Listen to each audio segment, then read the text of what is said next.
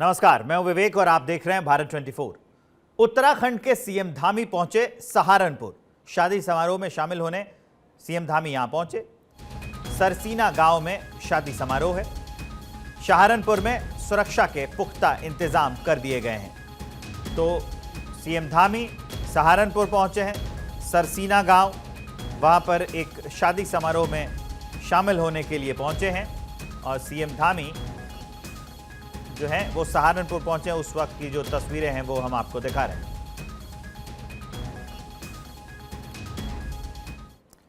निर्माणाधीन देहरादून दिल्ली एक्सप्रेसवे का आज मुख्यमंत्री पुष्कर सिंह धामी ने निरीक्षण किया।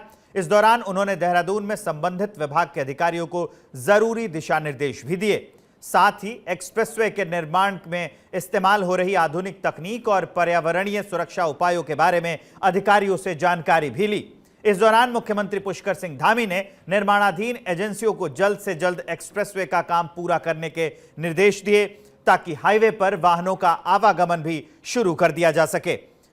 देहरादून दिल्ली एक्सप्रेसवे में एशिया का सबसे बड़ा वाइल्ड लाइफ कॉरिडोर भी बनाया गया है, जो वन्य जीवों की सुरक्षा एवं उनकी आवाजाही को मुक्त और पूर्ण तरीके से सुरक्षित बनाएगा। देहरादून से दिल्ली का एलिवेटेड रोड का काम अंतिम चरण पर है और इसकी फिनिशिंग का काम चल रहा है। कुछ स्थानों पर अंतिम चरण में काम है और जैसे ही ये पूरा होगा तो ये बहुत सुविधाजनक हो जाएगा। देहरादून से दिल्ली का जो सफर है वो मात्र 2.5 घंटे, अधिकतम 3 घंटे में जो है पूरा किया जा सकेगा और लोगों का आना जाना बड़ा सुगम होगा, सरल होगा। ये एलिवेटेड रोड, इसमें बिजली के काम, अन्य काम अभी चल रहे हैं और मैंने भी आज इसका निरीक्षण किया है। सभी को जो सड़क बनाने वाले इंजीनियर हैं उन सभी को कहा है कि तत्काल जो जरूरी काम होने हैं उनको पूरा कराकर सड़क चालू करने की दिशा में काम बढ़ाया जाए। तो 2.5 से 3 घंटे में अब आप दिल्ली से देहरादून और देहरादून से दिल्ली पहुंच सकते हैं। इस खबर पर ज्यादा जानकारी के लिए मेरे सहयोगी हरीश थपलियाल मेरे साथ जुड़ गए हैं। सीधा मैं उनके पास लिए चलूंगा। क्या है अपडेट, काम कहां तक पहुंचा है, वो हमें बताएंगे। हरीश, ये काफी अच्छा, एक अच्छी खबर है और ये काफी अच्छा संयोग होगा कि 3 घंटे में दिल्ली से देहरादून पहुंच जाएंगे। इससे सिर्फ यातायात ही नहीं, व्यापार और बहुत सारी चीजों में मदद मिलेगी। विवेक, देखिए, उत्तराखंड के लिहाज से ये बड़ी परियोजना है जो निर्माणाधीन एक्सप्रेस हाईवे है दिल्ली से देहरादून के लिए। आज इसका मुख्यमंत्री पुष्कर सिंह धामी ने स्थलीय निरीक्षण किया और जो संबंधित अधिकारी थे, जो परियोजना से संबंधित अधिकारी से उनसे फीडबैक लिया और मुख्यमंत्री पुष्कर सिंह धामी ने कहा इस परियोजना में जो भी इस्तेमाल की जा रही क्वालिटी है उसका विशेष ध्यान रखना चाहिए और खास तौर पर इकोलॉजी और इकोनॉमी का समन्वय जरूर बनाए। ये अधिकारियों को दिशा निर्देश दिए गए हैं क्योंकि उत्तराखंड ही नहीं बल्कि देश विदेश से उत्तराखंड राज्य में लोग पहुंचते हैं। उत्तराखंड देवभूमि है, पर्यटन की दृष्टि से महत्वपूर्ण है। तो इस लिहाज से ये जो एक्सप्रेस हाईवे परियोजना है ये बहुत महत्वपूर्ण है और ये माना जा रहा है कि दिसंबर के अंतिम वीक तक ये कार्य जो है पूरा कर लिया जाएगा। और साथ ही साथ यहाँ से दिल्ली जाने तक, देहरादून से दिल्ली के लिए अब 2 से 2.5 घंटे का वक्त लगता था, जहाँ पहले जो है 6 घंटे दिल्ली तक पहुँचने में लगता था, अब 2 से 2.5 घंटा का समय लगेगा।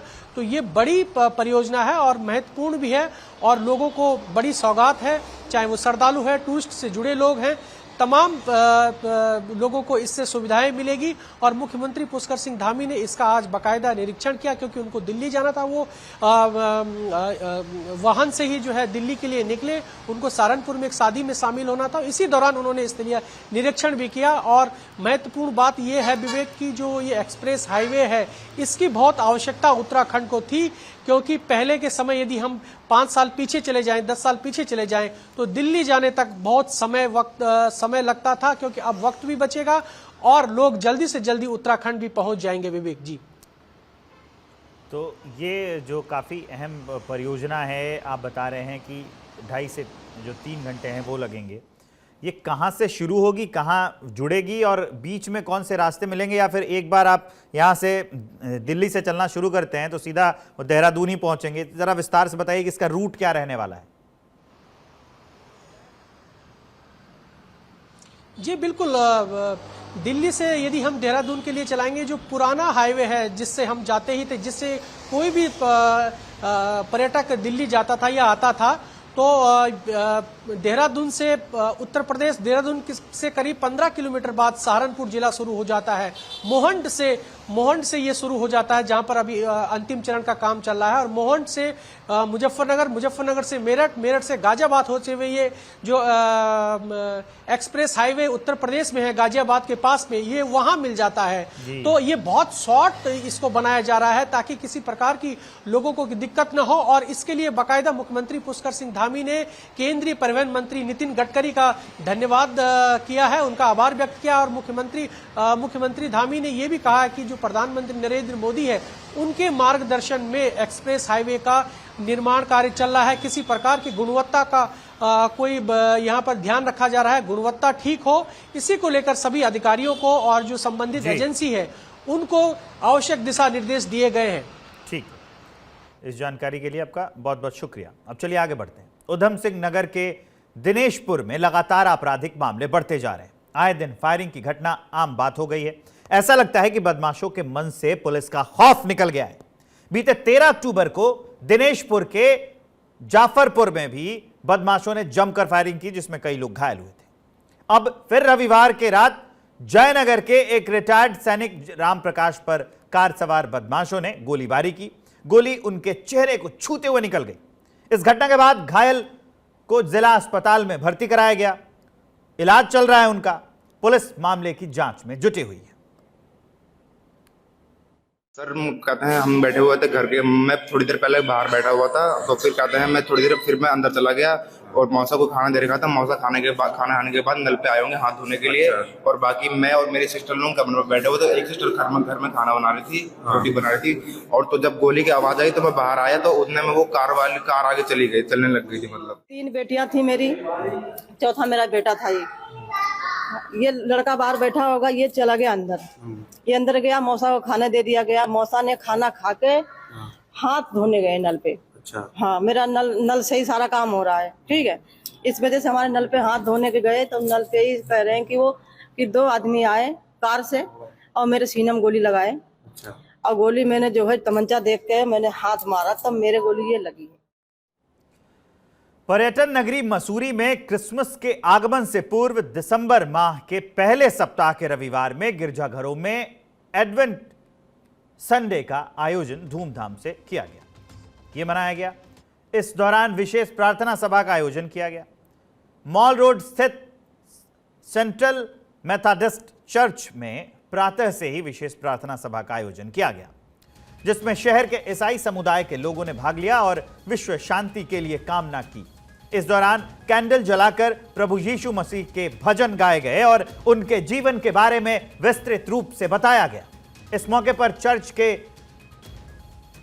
पास्टर रेवरेंड विवेक सिमोन ने बताया कि ईसाई समुदाय के लिए यह बहुत बड़ा पर्व होता है और इसे बहुत ही धूमधाम के साथ मनाया जाता है। इस मौके पर प्रेम सिंह ने कहा कि सदियों से क्रिसमस का पर्व मनाया जाता है और क्रिसमस की तैयारी को लेकर ईसाई समुदाय के लोग नए पकवान और घरों को सजाना शुरू कर देते हैं। प्रभु यीशु मसीह की खुशियों को मनाने के लिए क्रिसमस की तैयारियां हम लोग करते हैं। तो क्रिसमस की तैयारियों का पहला दिन समझ लीजिए, तो सबसे पहले हम चर्च में आकर इबादत करते हैं, उसके साथ कुछ कार्यक्रम होते हैं।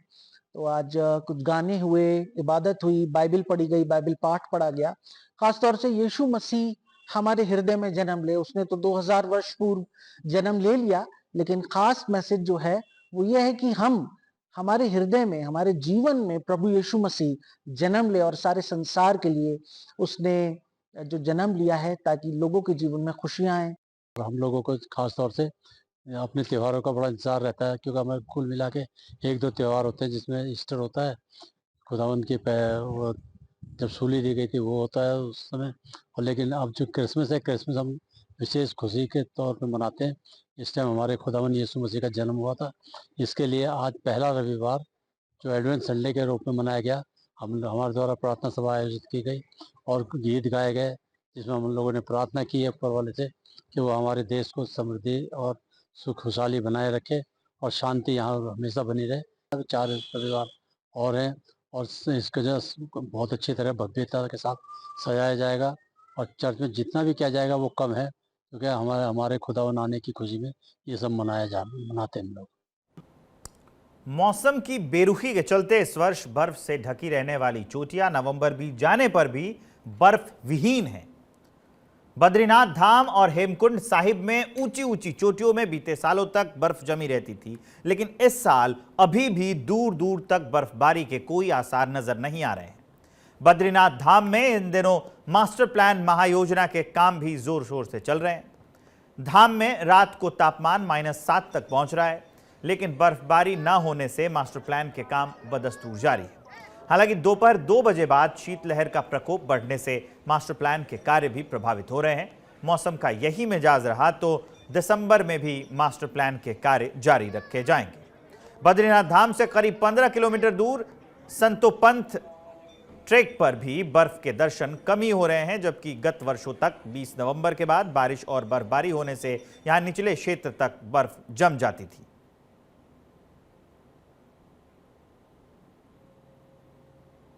चमोली के पर्वतीय इलाकों में पड़ रही भारी ठंड के कारण प्राकृतिक झरने जमने लगे हैं। चमोली के नीति घाट स्थित मिनी अमरनाथ टिम्बर सैंड महादेव मंदिर के ऊपर टपकने वाला पानी बर्फ का रूप ले चुका है। बर्फ की आकृति ले चुका है। पानी बहुत खूबसूरत नजर आ रहा है। लोगों में इस खूबसूरत नजारे को देखने के लिए भी उत्सुकता नजर आ रही है। कड़ाके की ठंड पड़ने से टिम्बर सैंड महादेव मंदिर में पानी जमना शुरू हो गया है। कहा जाता है कि टिम्बर सैंड महादेव मंदिर में हर साल भगवान शिव बर्फ के शिवलिंग के रूप में प्रकट होते हैं। भगवान शिव के दर्शन के लिए हर साल हजारों की संख्या में भक्त यहां पहुंचते हैं। टिम्बर सैंड को बाबा बर्फानी के नाम से भी जाना जाता है। हालांकि दोपहर के समय ठंड से थोड़ी बहुत राहत रहती है, इसलिए श्रद्धालु मंदिर में भगवान शिव के दर्शन के लिए पहुंचते हैं।